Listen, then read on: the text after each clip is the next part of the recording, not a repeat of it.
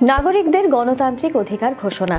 ফরাসি বিপ্লব শেষ হওয়ার পর তিনটি বিপ্লব প্রতিনিধি সভা ফ্রান্সে গণতান্ত্রিক অধিকার রক্ষার উদ্দেশ্যে গড়ে ওঠে, যা ছিল 1789 থেকে 1791 পর্যন্ত চলা সংবিধান সভা, 1791 থেকে 1792 পর্যন্ত চলা আইনসভা এবং 1792 থেকে 1795 পর্যন্ত চলা জাতীয় মহাসভা।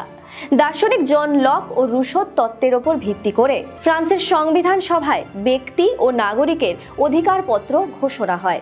এই ঘোষণার বক্তব্য অনুযায়ী বাক স্বাধীনতা, সংবাদপত্রের স্বাধীনতা ও ধর্মীয় স্বাধীনতা যেহেতু মানুষের জন্মগত অধিকার, তাই মানুষের এটা প্রাপ্য ছিল এবং এই ঘোষণার ফলেই মানুষ স্বাধীনতার অধিকার পায়। এর সাথে মানুষের স্বাভাবিক অধিকার যেমন ব্যক্তিগত নিরাপত্তা, অত্যাচার প্রতিরোধ, সম্পত্তির মালিকানা প্রভৃতিও সুরক্ষিত হয়।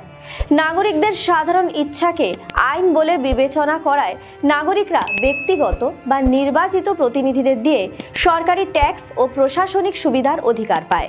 ফ্রান্সে ফ্রেঞ্চ ভাষাকে রাষ্ট্রভাষা ঘোষণা করা হয়। রাজার ক্ষমতা কমিয়ে নাগরিকদের ক্ষমতা বাড়ানো হয়, যাতে মানুষের গণতান্ত্রিক অধিকার সুরক্ষিত থাকে। সম্পূর্ণ ভিডিও দেখতে ডাউনলোড করো আচার্য অ্যাপ।